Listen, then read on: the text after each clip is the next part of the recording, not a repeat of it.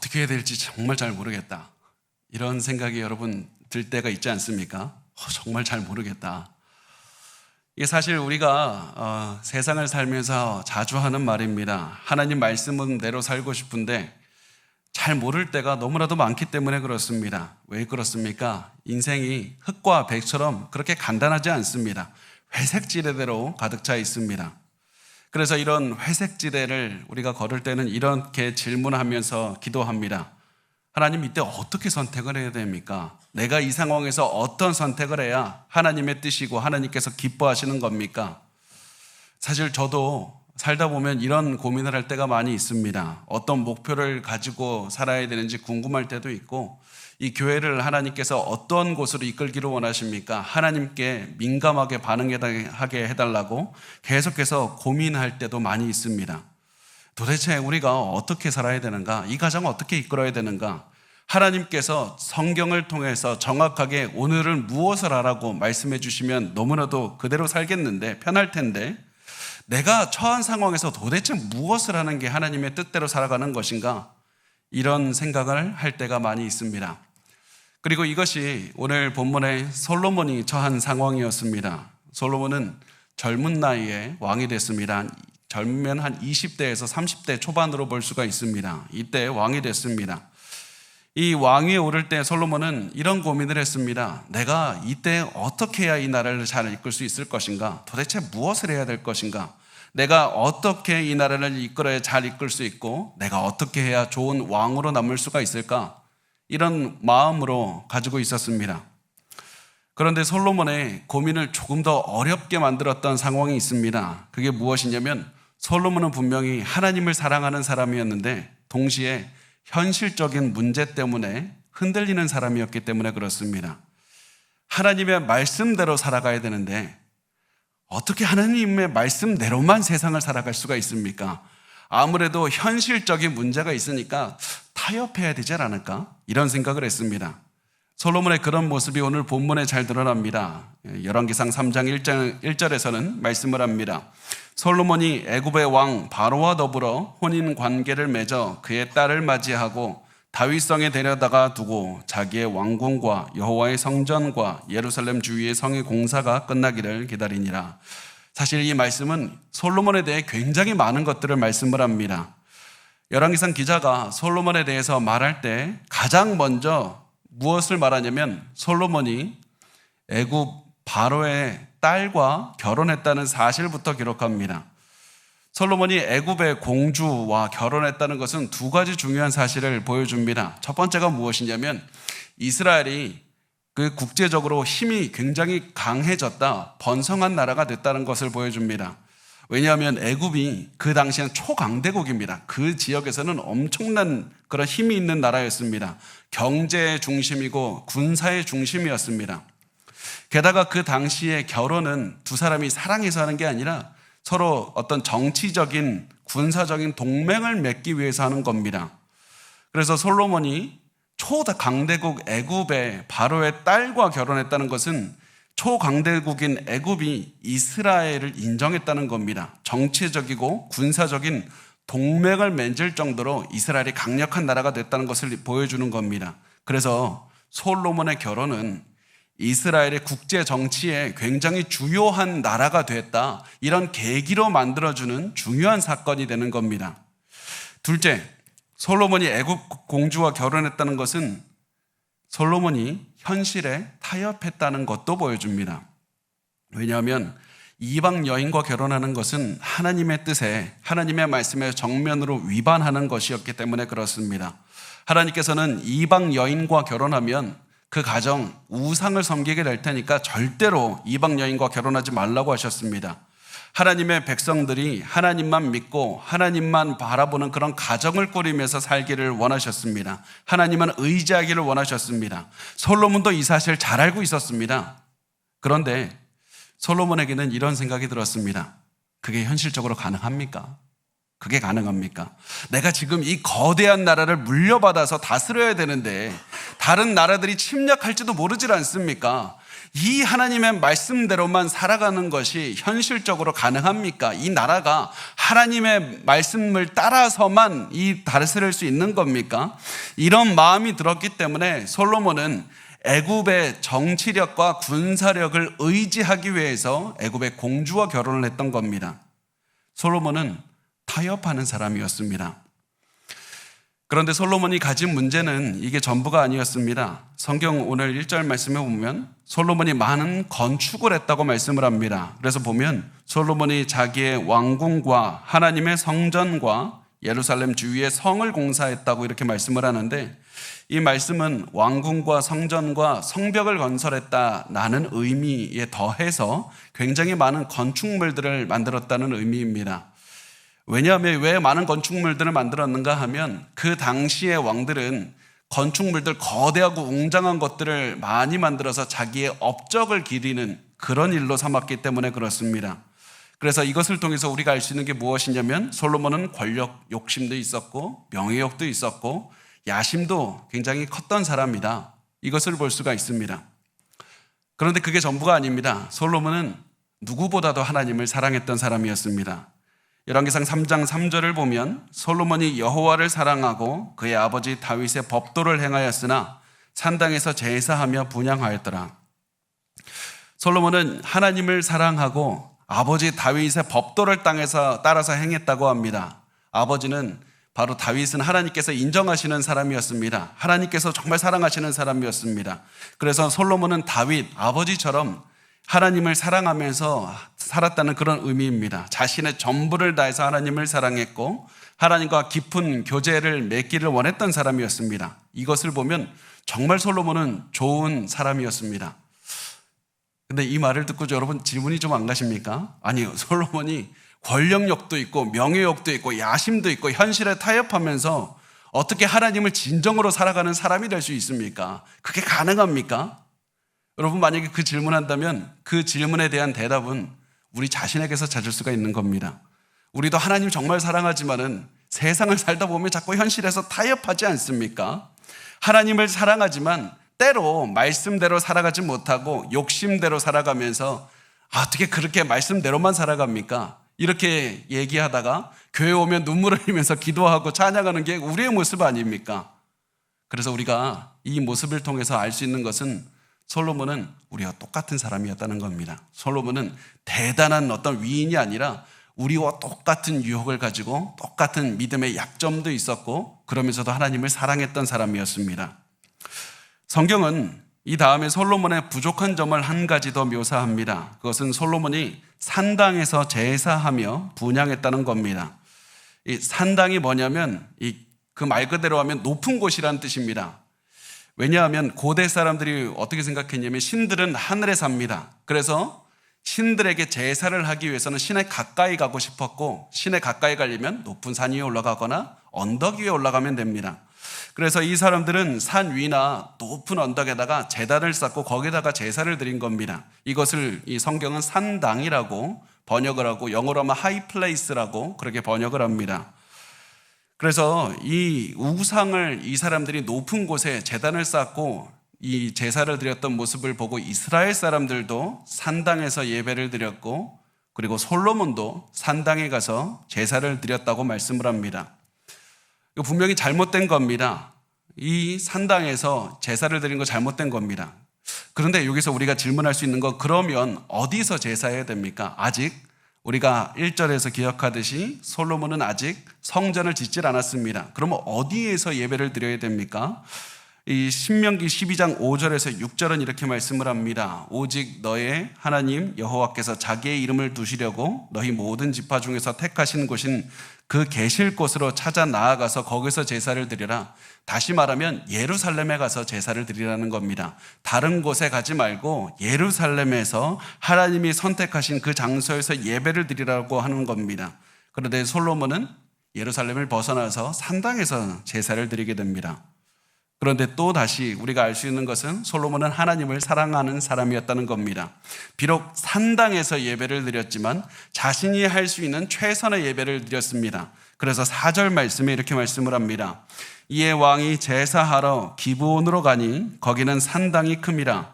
솔로몬이 그 제단에 1,000번제를 드렸더니, 그러니까 예루살렘을 벗어나서 기브온이라는 곳으로 가서 거기에 있는 큰 산당에서 예배를 드렸는데, 그때 드린 예배가 1,000번제를 드렸다고 합니다. 1,000번제는 한 번에 1,000마리의 짐승을 이 제사로 드렸다는 겁니다. 그리고 이것은 단순히 한 번만 그랬다는 것이 아니라 주기적으로 계속해서 이렇게 했다는 것을 말씀을 합니다. 이 말이 그냥 1,000마리 그냥 드렸다, 이게 중요한 것이 아니라 솔로몬이 자신이 드릴 수 있는 최고의 예배를 드렸다는 그 표현을 하고 있는 겁니다. 자신이 할 수 있는 최선의 제사를 드렸습니다. 그랬더니 하나님께서 솔로몬의 제사를 받아주신 겁니다. 여기서 우리가 기억해야 될 것은 약점도 있고 현실에 타협하는 솔로몬이 제사를 드렸을 때 하나님은 받아주지 않을 수도 있었습니다. 그런데 하나님은 솔로몬의 예배를 받아주셨습니다. 자기 나름대로 자기가 있는 자리에서 최선을 다해서 하나님께 예배드리는 솔로몬의 제사를 받아주신 겁니다. 왜 그러냐면 솔로몬의 제사가 완벽해서가 아니라 하나님이 은혜가 많으신 분이기 때문에 그렇습니다. 솔로몬은 위대한 예배가 드린 것이 아닙니다. 하나님께서 은혜의 하나님이시기 때문에 솔로몬의 부족한 인생도 받아주시고 솔로몬의 부족한 제사도 받아주시고, 그래서 하나님께서는 솔로몬의 꿈에 가서 찾아가신 겁니다. 그리고 솔로몬의 꿈에 이렇게 질문하셨습니다. 내가 너에게 무엇을 구할지 너는 나에게 구하라. 내가 너에게 그 구한 것을 이루어 주겠다고 말씀을 합니다. 그리고 그 질문을 들은 솔로몬은 가장 먼저 겸손하게 대답을 합니다. 하나님, 내가 왕이 된 것도 하나님의 은혜입니다. 내가 왕이 된 거 내가 잘나서 된 것이 아니라 나의 아버지 다윗이 하나님 앞에서 선하게 살았고 최선을 다해 살았고 우리 아버지 때문에 내가 복 받는 겁니다. 그러면서 말합니다. 열왕기상 3장 7절에 나의 하나님 여호와여, 주께서 종으로 종의 아버지 다윗을 대신하여 왕이 되게 하셨사오나 종은 작은 아이라 출입할 줄을 알지 못하고, 여기서 자기 자신을 작은 아이라고 말합니다. 이때 정말 솔로몬이 애라서 그런 것이 아닙니다. 솔로몬은 이때 아들이 이미 있었습니다. 이미 많은 나이가 있었지만 그럼에도 불구하고 나 하나님 앞에 참 아무것도 알지 못하는 작은 아이라고 스스로 낮춘 겁니다. 그리고 고백합니다. 나 출입할 줄을 알지 못합니다. 이 얘기는 좀 관용어구라고 생각하시면 되는데 이 군사적인 리더십을 뜻하는 말입니다. 그래서 하나님, 나 군사적으로 전쟁하는 법도 알지는 못하는 사람입니다. 나 아무것도 모릅니다. 이것이 솔로몬의 진심이었습니다. 비록 하나님께 정말 흠 하나도 없이 완벽하게 순수한 마음은 아니었지만 그 당시에 하나님 앞에서 최선을 다해서 자신을 낮추고 하나님을 의지하는 마음을 보였던 것이 솔로몬의 모습이었습니다. 그리고 나서 굉장히 중요한 것을 구합니다. 9절 말씀에 보면 우리 같이 읽겠습니다. 시작. 누가 주의 이 많은 백성을 재판할 수 있사오리이까 듣는 마음을 종에게 주사 주의 백성을 재판하여 선악을 분별하게 하옵소서. 우리가 솔로몬이 지혜를 구했다고 생각하지만 그렇지 않습니다. 솔로몬은 듣는 마음을 구했습니다. 그리고 히브리어로 듣는다는 말은 순종한다는 말과 동일한 겁니다. 그래서 솔로몬이 하나님께 듣는 마음을 달라고 했던 것은 하나님의 뜻을 분별하고 내가 순종할 수 있는 마음을 달라고 구했던 겁니다. 여러분, 여기서 반드시 잘 기억하셔야만 됩니다. 솔로몬은 똑똑해지게 만들어 달라고 구하지 않았습니다. 오래 사는 복, 돈 많이 버는 거 구하지 않았습니다. 나를 괴롭히는 사람 처벌해 달라는 그 것도 구하지 않았습니다. 솔로몬은 내가 하나님의 뜻을 분별하게 하시고 내 전부를 다해 하나님께 순종하게 해달라는 그 기도를 했던 겁니다. 비록 이 사람이 너무나도 부족한 사람이었지만 그럼에도 불구하고 하나님의 뜻을 알고 순종하고 싶다는 순수한 마음으로 구했던 겁니다. 그리고 이 대답을 듣고 하나님이 기뻐하셨습니다. 그래서 이 대답을 듣고 하나님은 솔로몬에게 지혜도 주셨을 뿐만 아니라 솔로몬이 구하지 않은 부와 명예도 주셨던 겁니다. 비록 하나님 앞에 완벽한 인생을 살아가지는 못했지만은 하나님 앞에 순수한 마음으로 최선을 다해서 기도한 솔로몬을 하나님께서는 받아주시고 복을 주신 것이었습니다. 우리가 여기서 한 가지 생각을 해봤으면 좋겠습니다. 우리가 보통 이 모습을 보면서 솔로몬을 굉장히 부러워합니다. 야, 어떻게 솔로몬이 이때 지혜를 구할 수가 있었을까? 어떻게 듣는 마음을 구할 수가 있었을까? 우리는 문제가 오면 큰 일이 앞에 두면 우리 다른 거 구하지 않습니까? 하나님, 재물의 복이 필요합니다. 내 건강이 지금 당장 나아야 됩니다. 사람의 복이 있어야 됩니다. 내 원수들, 저 사람들 너무 힘들게 하는데 좀 원수를 복수하게 해달라고 그렇게 기도합니다. 아무도 듣는 마음을 구하는 사람은 없습니다. 하나님께 지혜를 구하는 사람은 굉장히 드뭅니다. 아마 그래서 우리가 다른 것들을 얻지 못하는 것일 수도 있습니다. 솔로몬처럼 고난 중에 큰 일을 해야 될 때 하나님의 뜻을 분별하고 하나님의 뜻대로 살게 해달라는 그 마음을 구해야 되는데, 그래야 다른 것들도 얻을 수 있는데 자꾸 하나님의 뜻 외에 다른 것들을 구하니까 하나님께서 솔로몬에게 주셨던 다른 복들을 우리가 체험하지 못하고 살 수도 있다는 겁니다. 그래서 우리가 질문해야 될 것은, 어떻게 솔로몬과 우리는 무슨 차이가 있길래 솔로몬은 이 상황에서 하나님께 듣는 마음이라는 이런 탁월한 것을 구할 수가 있었을까? 하나님께 지혜를 구한다는 이 말을 할 수가 있었을까? 도대체 이 사람과 나는 똑같이 약한 사람이고 똑같이 믿음이 부족한 사람인데 어떻게 이 사람은 이렇게 탁월한 기도를 할 수가 있었을까? 그 이유가 두 가지가 있는데, 첫 번째는 분명히 솔로몬이 진심으로 하나님을 사랑하고 하나님의 뜻을 구했기 때문에 그렇습니다. 그러나 또 한 가지 중요한 이유와 우리가 집중해서 보고 싶은 것 하나가 있는데, 그것은 아버지 다윗이 솔로몬에게 말을 해주었기 때문에 그렇습니다. 열왕기상 2장 3절에 말씀을 합니다. 내 하나님 여호와의 명령을 지켜 그 길로 행하여 그 법률과 계명과 율례와 증거를 모세의 율법에 기록된 대로 지키라. 그리하면 내가 무엇을 하든지 어디로 가든지 형통할지라. 다윗은 말합니다. 하나님의 말씀을 이해하고 그 말씀대로 순종해라. 그렇게 살면 하나님께서 너의 인생을 형통하게 하실 것이다. 역대상 22장 11절과 12절에서 다윗은 말합니다. 이제 내 아들아, 여호와께서 너와 함께 계시기를 원하며 내가 형통하여 여호와께서 내게 대하여 말씀하신 대로 내 하나님 여호와의 성전을 건축하며 여호와께서 내게 지혜와 총명을 주사 내게 이스라엘을 다스리게 하시고 내 하나님 여호와의 율법을 지키게 하시기를 더욱 원하노라. 내 아들 솔로몬아, 하나님께서 너에게 지혜와 총명을 주시기를 원하노라. 너는 지혜와 총명을 구하면서 살아야 된다. 그 다음에 잠언서 4장 3절에서 6절은 말씀합니다.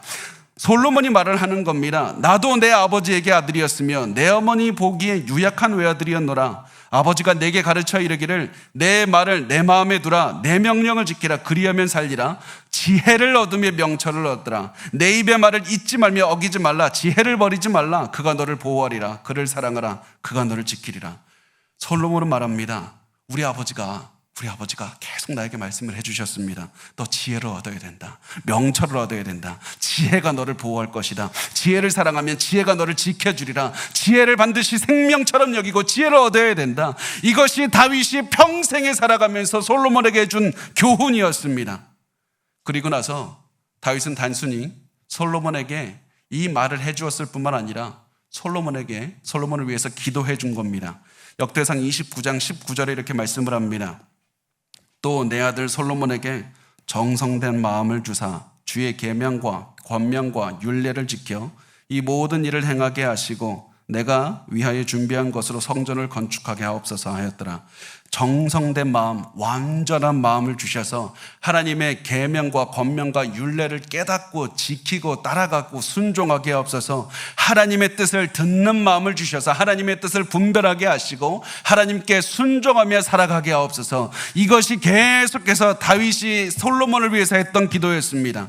그래서 다윗이 이 했던 말과 다윗의 기도 때문에 솔로몬은 평생 각인이 되어 있던 겁니다. 나는 평생 지혜를 삼아야 된다. 이것이 내 목숨이다. 그래서 항상 내가 지혜를 갖고 싶다는 사모함을 솔로몬이 품고 있었기 때문에 하나님께서 너는 무엇을 갖고 싶으냐 했을 때 망설임 없이 하나님 저에게 지혜를 주십시오. 듣는 마음을 주십시오. 하나님의 말씀을 분별하고 순종하는 말씀을 주십시오. 그 마음이 있으면 나는 살아날 수 있습니다. 그렇게 구했던 겁니다. 여러분, 오늘 우리가 이 지혜를 우리가 부모님들 되신 분들이 먼저 이 지혜를 사모하는 마음으로 살아가야 될 뿐만 아니라 지혜를 구하는 마음을 자녀들에게 심어주셔야만 됩니다. 자녀들의 마음에 지혜를 사모해야 된다는 것을 심어주셔야만 됩니다. 그래야지 자녀들이 살 수가 있는 겁니다. 그래야지 자녀들이 평생 이 인생을 살면서 우리 인생에 항상 좋은 일만 일어나지는 않지 않습니까? 어려운 일도 일어납니다. 복잡한 일도 일어납니다. 큰 의무를 질 때도 있습니다. 우리가 겪은 것보다 더 큰 시험이 찾아올 수도 있습니다. 이때 우리 자녀들에게 반드시 너는 그 어떤 때라도 지혜를 생명처럼 여겨야 된다. 지혜가 너를 살릴 것이다. 하나님의 말씀을 듣는 마음을 구하고 그 말씀에 순종하는 그 마음을 구해야 된다. 그것을 위해서 자녀들에게 말씀해 주시고 자녀를 위해서 기도해 주시고 자녀들과 함께 기도하셔야만 됩니다. 돈과 명예가 중요한 것이 아니라 사람들 떠나는 것이 중요한 것이 아니라 지혜를 구하고 살아야 된다. 이것이 자녀들을 살릴 겁니다. 그렇게 하면 하나님께서는 그 자녀들에게 놀라운 지혜를 주실 것이고 그와 함께 많은 다른 복들도 주실 겁니다. 여러분, 지혜를 구하며 사시고 자녀들에게 지혜를 물려주기 위해서 사셔야만 됩니다.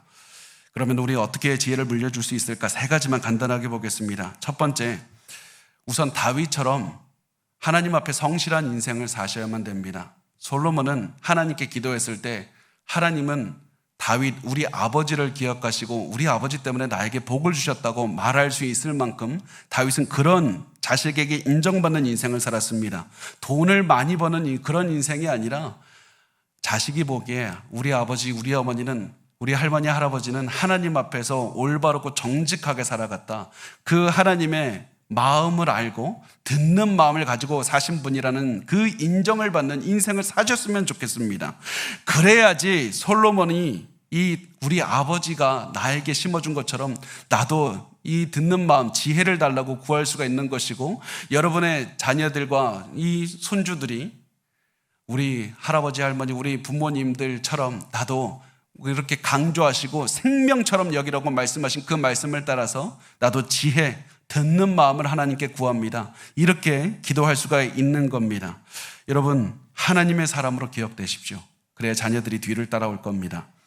두 번째, 자녀에게 지혜가 중요하다는 사실을 계속해서 말씀해 주시길 바랍니다. 우리는 악한 것은 쉽게 기억합니다. 그렇지만 거룩한 것은 기억하지를 않는 사람들입니다.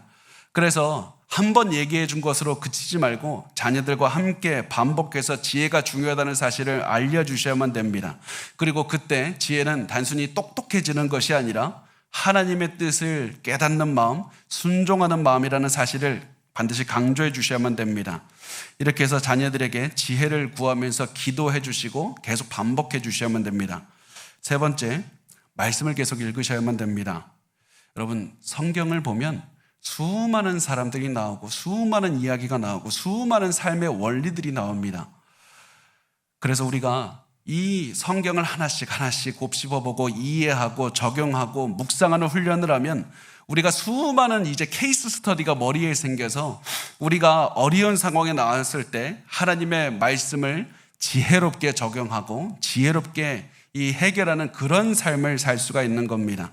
그래서 하나님의 지혜의 근원이신 그 하나님의 말씀을 여러분 가까이 하시고 자녀들과 함께 나누시고 그것을 적용하는 훈련을 매일매일 하시기 바랍니다. 그렇게 계속해서 하면 하나님의 뜻을 깨닫게 될 겁니다. 여러분, 우리 지금 무엇을 위해 기도합니까? 자녀들을 위해서 무엇을 위해 기도하고 자녀들에게 무엇을 물려주고 싶어 하십니까? 여러분, 우리 하나님의 마음, 듣는 마음, 하나님의 말씀을 듣는 마음, 지혜를 달라고 기도하시고 지혜를 물려주시기 위해서 사셨으면 좋겠습니다. 그렇게 할 때 하나님께서는 우리뿐만 아니라 우리 자녀들에게도 지혜, 그리고 우리가 예상하지 못한 수많은 많은 복들도 우리에게 주실 줄 믿습니다. 우리 지혜를 물려주시기 바랍니다.